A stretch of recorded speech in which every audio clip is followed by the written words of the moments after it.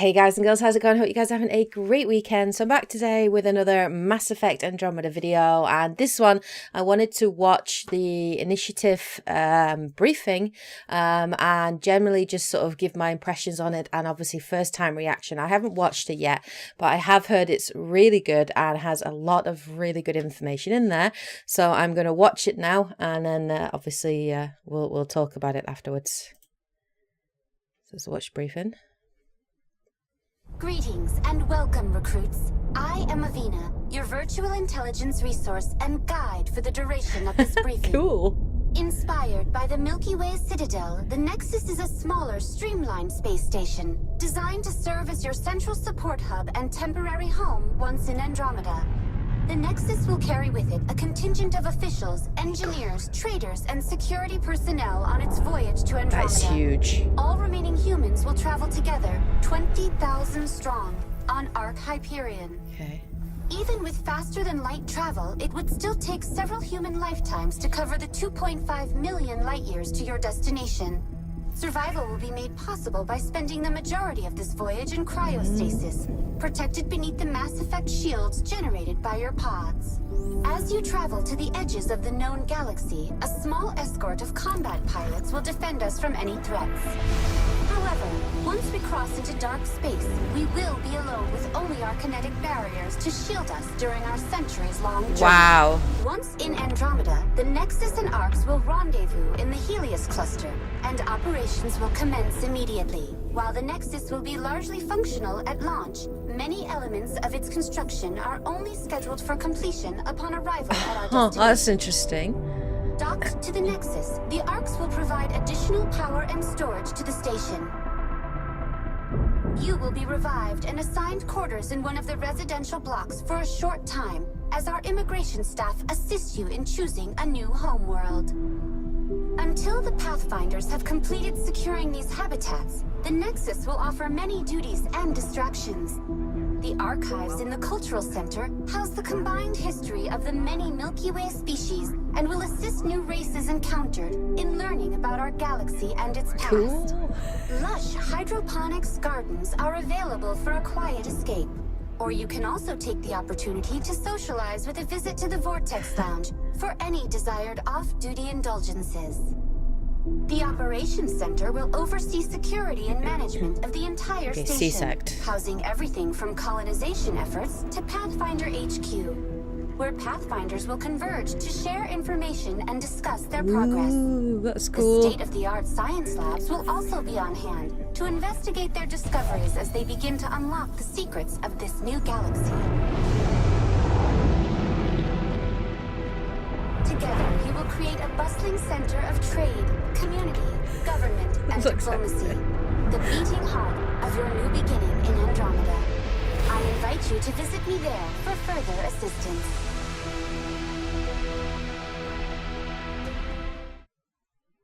Okay, that was really cool. There was a lot of information in that. So the really interesting thing is obviously the Arks are the smaller ships, and they're about 20,000 on each one, which we got from that. And I guess the Nexus is like the Citadel, and it's really interesting that you can actually build that actually sort of after getting to Andromeda.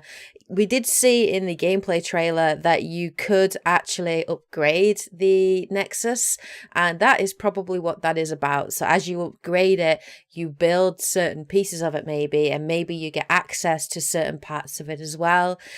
It's really interesting. Yeah, the Nexus looks exactly like the Citadel, and that's really interesting. So we're going to watch it through again, and I'm just going to jump into the information bits that we get to see what else we can learn. Greetings and welcome, recruits. I am Avina, your Ark virtual there. intelligence resource and guide for the duration of this Massive, briefing. isn't it? Inspired by the Milky Way Citadel. Right, Avina. So Avina was the virtual intelligence in Mass Effect 1 and also Mass Effect 2, and in 3 as well. I always call it, I think it was Avina. I'm pretty sure it was Avina. So it's a virtual intelligence program designed to answer questions, provide guidance and insight on current events. Avena appears as a hologram, always taking the form of an Asari, one of the races found in the Milky Way galaxy, and will be accessible at several terminals throughout the Nexus. With a limited capacity for discourse, Avena is more suited to offering information rather than opinions. Yeah, this is the upgraded version of Avena that was actually in the Mass Effect trilogy, so that's cool. They're kind of like keeping that in there, which I really like. So let's carry on. The Nexus is a smaller, streamlined space station designed to serve as your central support hub and temporary home once in Andromeda. The Nexus will carry with it a contingent of officials, engineers, traders, and security personnel on its voyage to Andromeda. All remaining humans will travel together, 20,000 strong, on Ark Hyperion. Right, so Ark Hyperion is a human vessel, so it's only going to have humans on there. So I'm wondering if the Tempest is formed from different races on the Nexus, and that would be really interesting. So let's actually have a look more information about the Ark Hyperion. So the Hyperion represents one of several arcs specifically designed for the Andromeda Initiative's mission. While its support staff is comprised of a variety of Milky Way races, interesting, Hyperion is primarily responsible for the transport of human colonists to Andromeda. At more than 1.5 kilometers long and weighing 70 million metric tons, Hyperion and its sister arcs rank among the largest starships in the galaxy. Hyperion is currently in the final stages of construction within the moon's orbit. So let's have a look at it. Oh, it's just huge, isn't it? And this is the stasis pods that we can see here. Massive, absolutely massive. That's awesome. With faster than light travel, it would still take several human lifetimes to cover the 2.5 million light years to your destination. Survival will be made possible by spending the majority of this voyage in cryostasis, protected beneath the Mass Effect shields. Let's have a look at those Mass Effect shields. So the Mass Effect represents the scientific principle and basis behind most technology in the known galaxy. Okay, this was introduced in the original games. Mass Effect fields are created through the use of Element Zero. So are we going to have to collect Element Zero to basically for our ship to actually function in terms of shields and defense? That's going to be really interesting. Maybe we have to collect Element Zero and Iridium and different minerals to upgrade it, kind of like what we had to do with Mass Effect 2. I hope to God we don't have the whole scanning planet dropping probes thing that we had in Mass Effect 2, because that gameplay for me was just so boring. I'm hoping we're not going to have that. And from the gameplay trailer, it does look like you'll actually use the actual the new Mako to mine different things, the Nomad to mine different things. I really hope we don't have planet scanning in this game. Right, so through Element Zero, which can increase or decrease the mass of space-time when subjected to an electrical current via dark energy. It's always dark energy.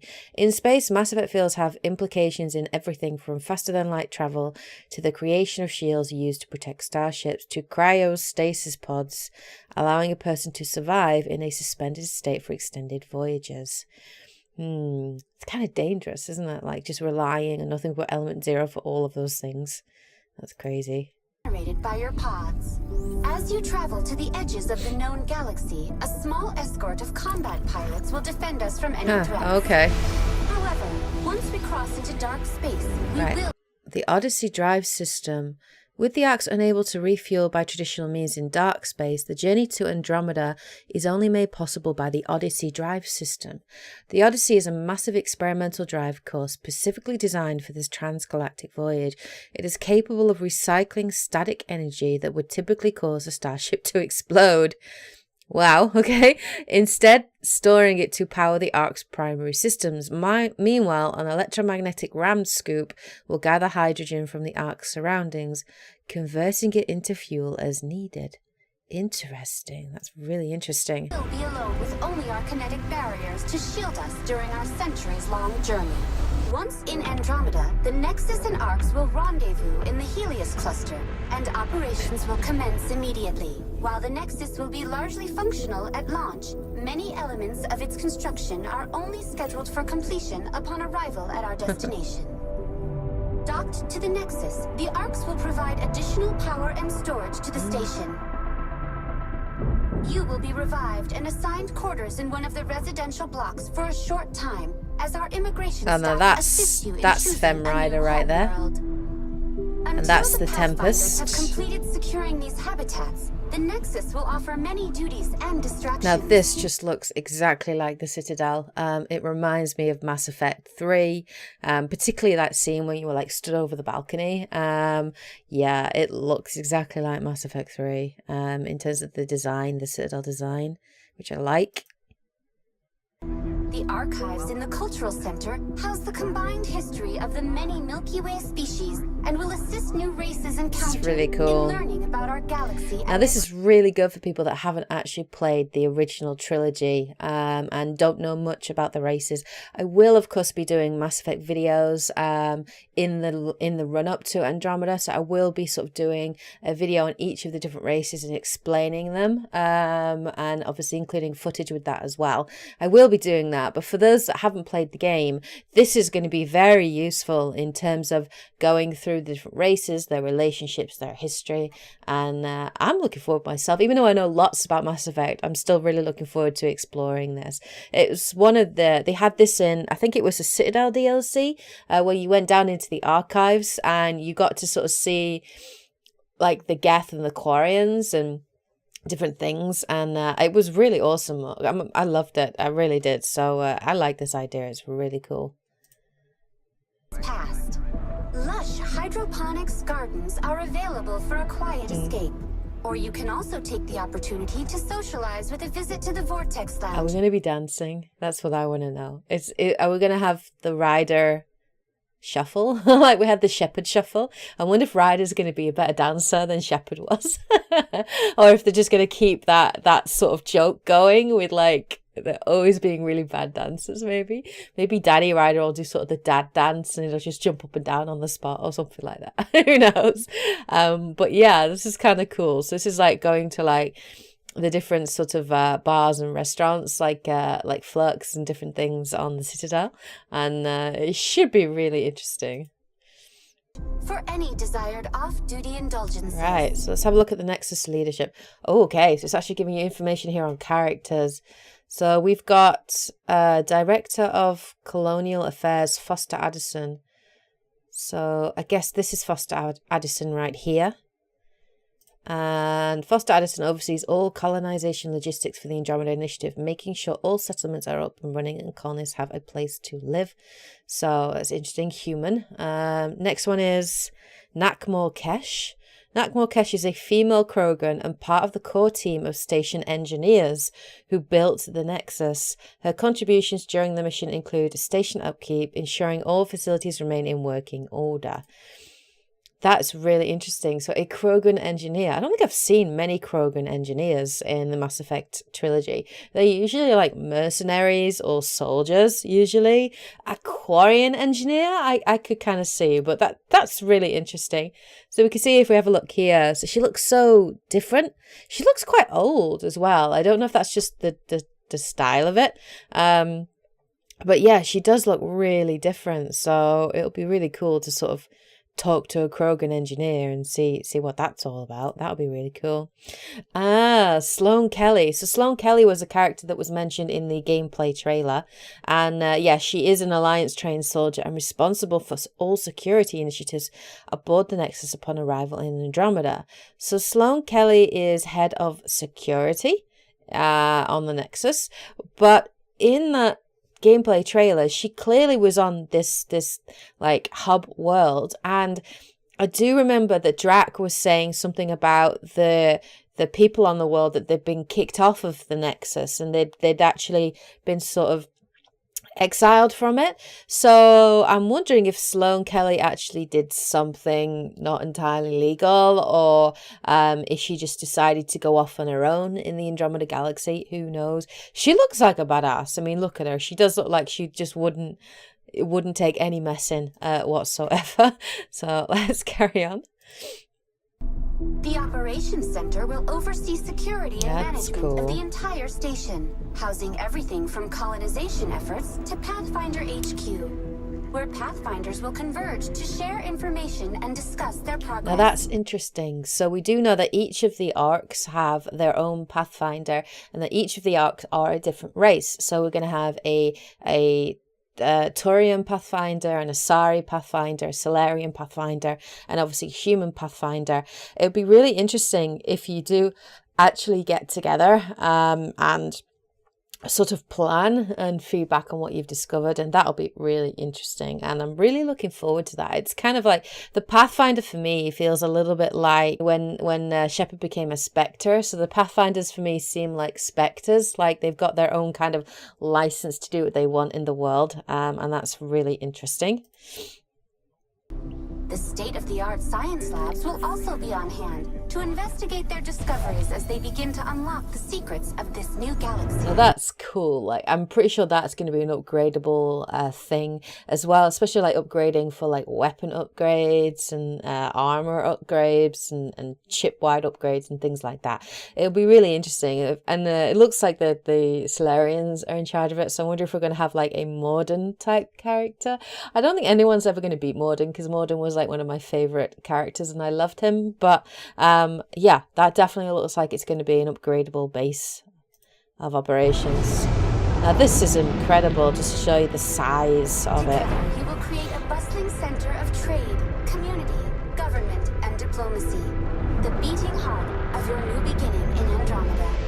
I invite you to visit me there for further assistance. It just looks so good. All right, that just looks so good. Yeah, I love it. I love the fact that we're getting more information on each one, and that was very interesting. So we learned a little bit more about the Nexus and the hub world, how it works. We learned a little bit about our journey and how we've actually sort of traveled there, which is really cool. And yeah, we did get to see definite snippets of how we can upgrade the Nexus and what we're going to kind of use it for. But that was really interesting. So that was the second briefing out of 6. So there are 4 more briefings still left, which I cannot wait for. And I'll probably be doing a similar thing for each of them, just sort of doing a reaction, talking about what we've learned from it. Anyway, I hope you guys enjoyed this video. If you did enjoy it, of course, please hit the like button as always to show your support. Comment below to let me know what you thought of the gameplay. If you spotted anything in this briefing maybe that I missed, or if you have any ideas about it, please share below in the comment section below. Take care, guys and girls, and as always, happy gaming.